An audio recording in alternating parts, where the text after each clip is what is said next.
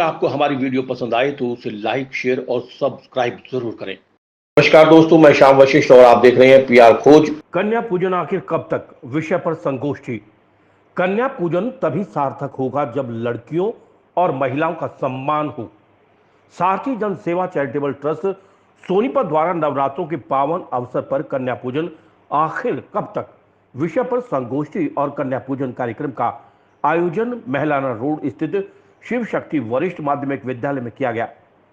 इस अवसर पर सारथी ट्रस्ट की ओर से कन्या पूजन कार्यक्रम में 11 कन्याओं का कन्या पूजन कार्यक्रम किया।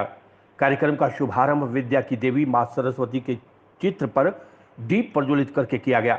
इस दौरान स्कूली छात्राओं ने गणेश वंदना सहित कई कार्यक्रमों के माध्यम से माहौल को भक्तिमय बना दिया। कन्या पूजन आखिर कब तक विषय के बारे में सुमन मंजरी, सारथी जन सेवा चैरिटेबल ट्रस्ट के चेयरमैन सतपाल सिंह अहलावत, भावना और स्कूल में पढ़ने वाली 10वीं कक्षा की छात्रा ने कहा कि भारत में सदियों से आस्थावान नारी शक्ति, संपदा, विद्या की देवी के रूप में दुर्गा, लक्ष्मी और सरस्वती की पूजा करती आ रही हैं। माता पिता वर्ष में 2 बार आयोजित होने वाले नवरात्रों में एक नहीं 9 देवियों की पूजा अर्चना करते हैं। देवियों के मंदिरों में यात्रा, पद यात्रा, जागरण, कई दिन के उपवास रखते हैं। परंतु ये देखकर दुख आश्चर्य होता है जब वे कोख में ही कन्या भ्रूण की हत्या करवा देते हैं। उन्होंने कहा कि इस तरह अगर कन्या भ्रूण हत्या होती रही तो दुर्गाष्टमी के अवसर पर होने वाली कन्या पूजन कैसे होगा। उन्होंने कहा कि कन्या भ्रूण हत्या जघन्य पाप है। सारथी ट्रस्ट के पदाधिकारियों ने कहा कि एक तरफ तो कन्या भ्रूण हत्या, दूसरी तरफ कन्या पूजन, ये कैसे संभव होगा और कब तक। उन्होंने कहा कि कन्या पूजन तभी सार्थक होगा जब लड़कियों और महिलाओं का सम्मान हो, जब समाज में लड़कियों और महिलाओं को समाज में बराबरी का हक मिले और बच्चों को शुरू से ही लड़कियों और नारी सम्मान की शिक्षा और संस्कार दिए जाए। जीवन में हर क्षेत्र में रंग भरने वाली नारी ही है, फिर ये कन्या भ्रूण हत्या क्यों। उन्होंने आह्वान किया कि विचारों में स्वतंत्रता लाइए और बेटा बेटी को एक समान समझिए। देखिए, ये जब तक चलता रहेगा जब तक लोग जागेंगे, क्योंकि नवरात्र में है, इसमें जागरण भी होता है और हमारे सतपाल जी सारथी ट्रस्ट की ओर से हर बार नवरात्रों में यही जागरण करते हैं कि आखिर कन्या पूजन कब तक। तो जब तक समाज जागेगा नहीं तब तक ये प्रयास और ये पुरुषार्थ करते रहेंगे। और जब हिम्मत करने वालों की कभी हार नहीं होती है तो एक दिन सफलता अवश्य मिलेगी। हर साल शायद 1 या 2 व्यक्ति भी विचार और सोच बदलते हैं तो सतपाल जी की एक बहुत बड़ी सफलता है। और दूसरा मेरा ये कहना है कि कन्या पूजन जो है ये एक सिंबल है कि मान सम्मान देने का। आज क्यों उसकी पूजा करते हैं कि ये लगता है कि ये कमजोर वर्ग है या समाज का उपेक्षित वर्ग है या ये समाज का वो वर्ग है जिसका जो जायज हक है अभी तक उसका हक नहीं मिल रहा। और मैं पब्लिक की भाषा में कहूँ तो वो शोषण भी उसका होता रहता है। तो पूजा जब जिसकी कर देते हैं हम तो हम उसे देवी मान लेते हैं। और देवी में दुर्गा भी है, देवी में सरस्वती भी है, देवी में लक्ष्मी भी है। तो जब ये तीनों गुण नारी के अंदर बाहर दिखाई देने शुरू हो जाएंगे तो फिर पूजा की आवश्यकता ही नहीं होगी। फिर तो उसकी वाणी है, उसका चेहरा है, उसका चरित्र है, उसका चलन है, वही सबको एक संदेश दे देगा। और इसी संदेश की इंतजार में सारथी ट्रस्ट लगा हुआ है। प्रश्न मन में 1000 लिए, मैं हूँ खड़ी मुझे उत्तर दो, आशा मेरी प्रतिभा मेरी ये पंख मेरे अब खुलने दो। आज मैं कहती हूँ यहाँ सबसे मुझे उड़ने दो, मुझे उड़ने दो।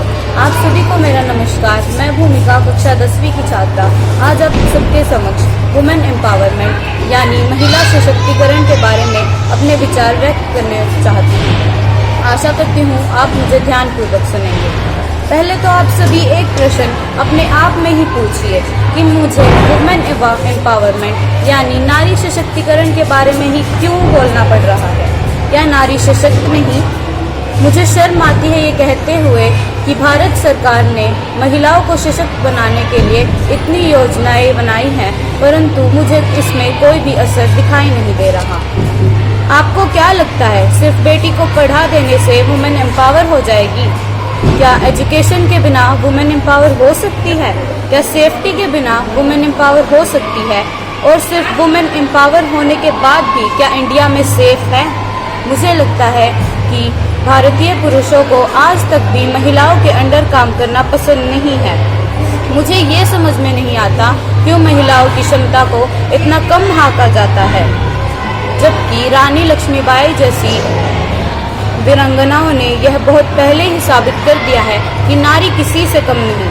भारत में महिलाएं IAS, IPS, engineer, singer, dancer, teacher, navy, army, air force and sports किसी में भी कम नहीं है।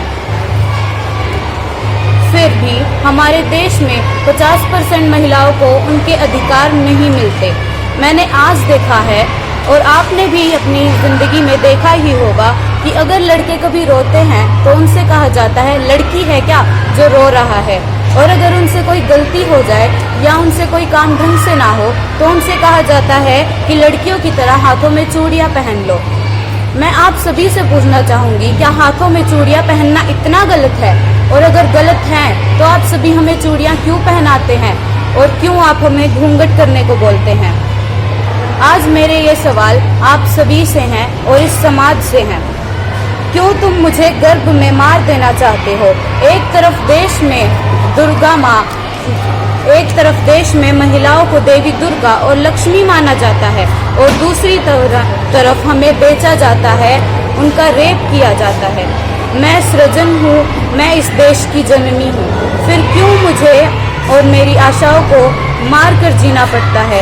क्यों गलती किसी की भी हो गलत मुझे ही ठहराया जाता है?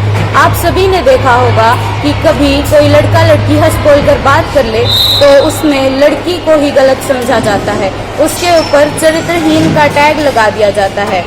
आज इन सभी बातों को ही याद रखते हुए मैं कुछ पंक्तियां कहना चाहती हूँ। मैं प्रश्न करती हूँ सबसे, फिर प्रश्न चिन्ह बन जाती हूँ। मैं लाख कोशिश कर लूँ फिर भी निरुत्तर रह जाती हूँ। लाख प्रतिभा हो मुझ में, मैं फिर भी रोकी जाती हूँ। मैं प्रश्न करती हूँ सबसे, फिर प्रश्न चिन्ह बन जाती हूँ। मैं आप सभी से यही कहना चाहूँगी कि आप महिलाओं का सम्मान करें, उनको उनके हक के लिए लड़ने दें, और महिलाओं को आपकी ज़रूरत है और आप उन्हें जो भी वो करना चाहती हैं उन्हें ना रोकें। आशा करती हूँ आपको मेरे विचार पसंद आए होंगे और आप इन्हें अपनी ज़िंदगी में अमल करेंगे। धन्यवाद। सबसे पहले तो मैं सारथी जनसेवा चैरिटेबल ट्रस्ट का शिव शक्ति विद्यालय की तरफ से बहुत बहुत धन्यवाद करती हूँ कि उन्होंने इस विद्यालय में इस कन्या पूजन कब तक कार्यक्रम का आयोजन किया, क्योंकि जब तक जो हमारी आज के बच्चे हैं, जब तक इन विद्यार्थियों की विचारधारा में परिवर्तन नहीं होगा तो ये जो सिलसिला है कन्या भ्रूण हत्या का, इसको नहीं रोका जा सकता। और वैसे भी ये जो दिन है कन्या पूजन का, हम एक दिन करते हैं, लेकिन एक दिन इसलिए किया जाता है ताकि हम सभी समाज के लोगों को जागरूक कर सकें कि जो कन्या पूजन हम एक दिन कर रहे हैं ये एक दिन नहीं बल्कि ये प्रतिदिन होना चाहिए। और ये वाली विचारधारा जब तक समाज के जन जन तक नहीं पहुंचेगी तो समाज के अंदर परिवर्तन लाना संभव नहीं है। तो हमारी यही आज की कोशिश थी विद्यालय में इस कार्यक्रम का आयोजित करने की कि हम अपने विद्यार्थियों को इस विषय के प्रति जागरूक कर सकें, क्योंकि जो आजकल के विद्यार्थी हैं कल को जाके इन्हीं के कंधों पर देश का भार आएगा। तो जब ये विद्यार्थियों की विचारधारा में परिवर्तन आएगा, ये लोग जागरूक बनेंगे तो डेफिनेटली समाज में भी परिवर्तन आएगा। नवरात्रों में हमारा ये कन्या पूजन आखिर कब तक सेमिनार कार्यक्रम का उद्देश्य यही है कि हम समाज में जागरूकता फैला सकें कि हमें जो है कन्याओं का लिंगानुपात समान रखने के लिए कन्या भ्रूण हत्या को नहीं करवाना चाहिए। अगर हम कन्याओं की भ्रूण हत्या करा देते हैं तो लिंगानुपात हमारा समान नहीं रहेगा। और जैसा कि हमारी धार्मिक आस्थाएँ हैं तो कन्या पूजन और रक्षाबंधन का त्यौहार, भैया दूज का त्यौहार भी हम कैसे मना पाएंगे? कन्या पूजन नहीं होगा अगर कन्याएँ नहीं होंगी। और हमारा इसके साथ साथ में उद्देश्य ये भी है कि हम समाज में इस प्रकार का संदेश दे के हम लड़का लड़की हमारे साथ समान जो है समाज में बिल्कुल बराबर का रखते हैं। और समान का मतलब ये नहीं है कि उनके अधिकारों की बात है। अधिकार हर क्षेत्र में, नौकरी के जहाँ पे क्षेत्र में है तो लड़का लड़की को बराबर में, चाहे खेल का क्षेत्र हो, चाहे नौकरी का क्षेत्र हो, चाहे डिफेंस का क्षेत्र हो, हर क्षेत्र में उनको बराबरी का अधिकार मिले। इस कार्यक्रम का मेन उद्देश्य यही रहता है।